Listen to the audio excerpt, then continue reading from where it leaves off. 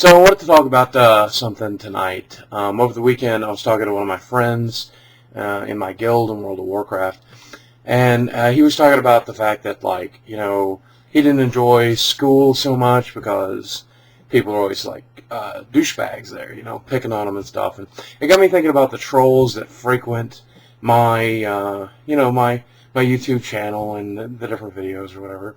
And it makes me think of some of the forums out there that are dedicated to, people being trolly and trollish and like I was trying to tell him, one of the reasons that stuff doesn't bother me at all is because I understand the sociological, biological necessity of it. And I just wanted to talk about that today. So that interests you, you should sit down and listen. Otherwise, probably go watch me eat a mango or something. But what it really comes down to, one of the very first things you learn when you start studying the human brain and psychology and sociology is that we are, by a very large amount, creatures of instinct and creatures of a pattern. You do what your father did, what your father's father did, what your father's father's father did.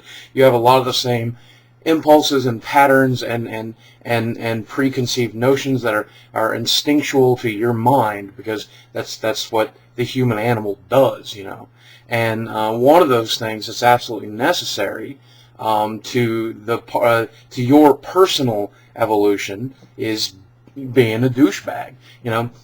We are, as a nature, mean species to a point.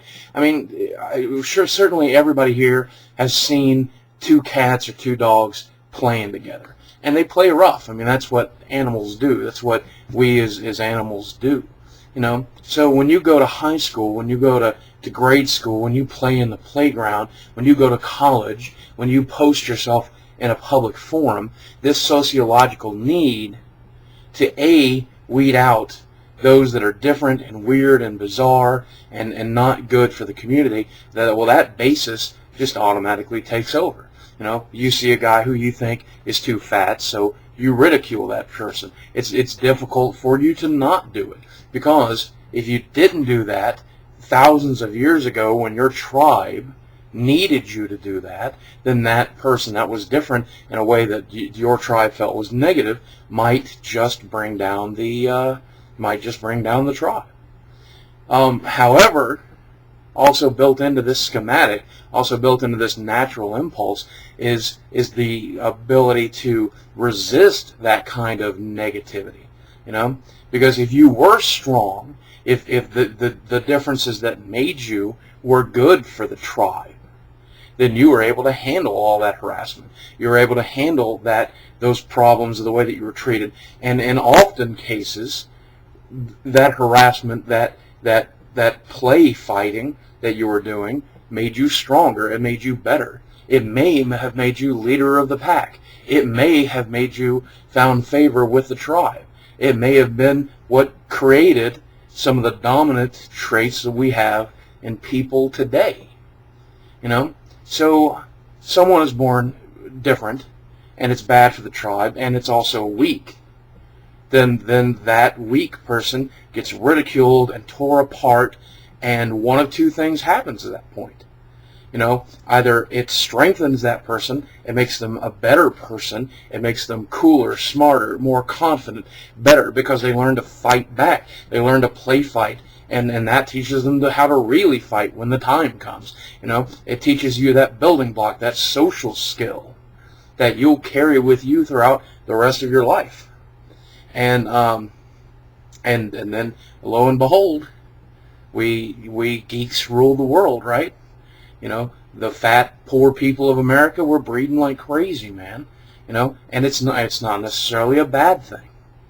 So I was ridiculed from a very young age for being different, from being weird, from being from a poor family, from being all these different things.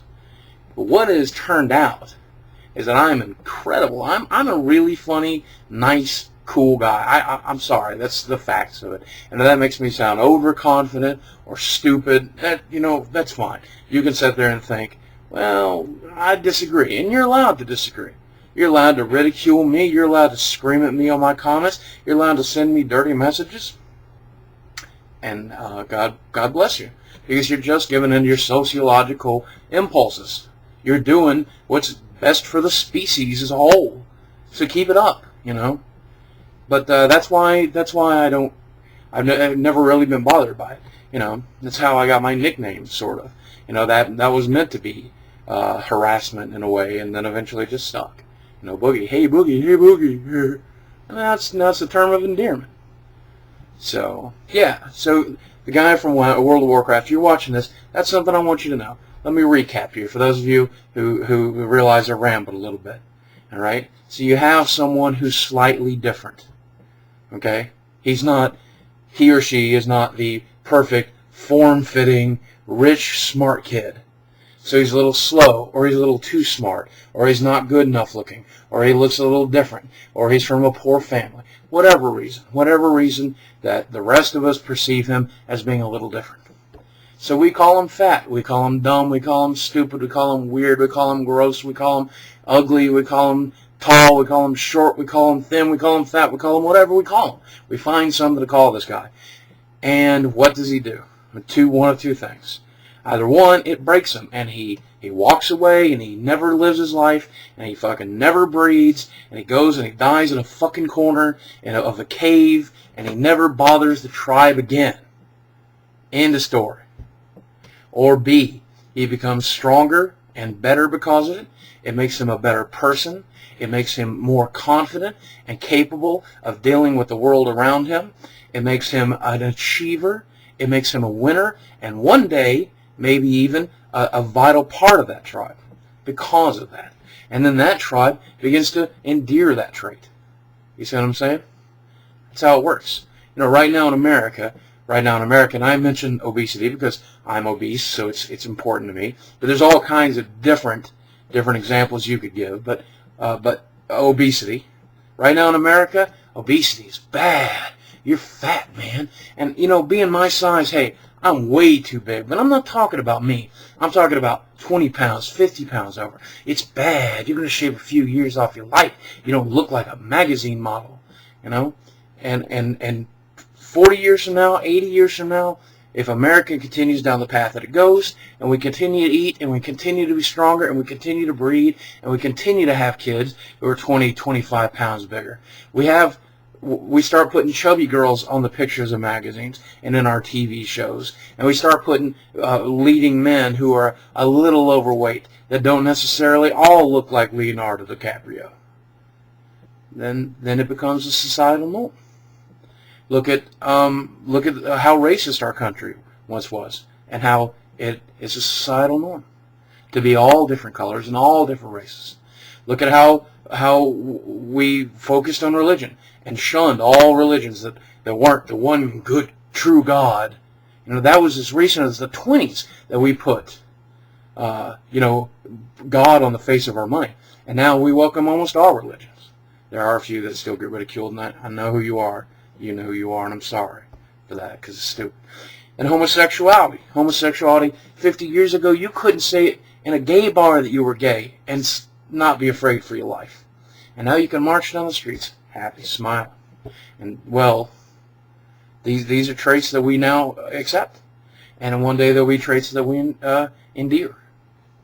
That's the fact of life. As long as people keep throwing out stones, when they keep bouncing off of us, and we just get stronger. So keep it up, trolls. Keep it up.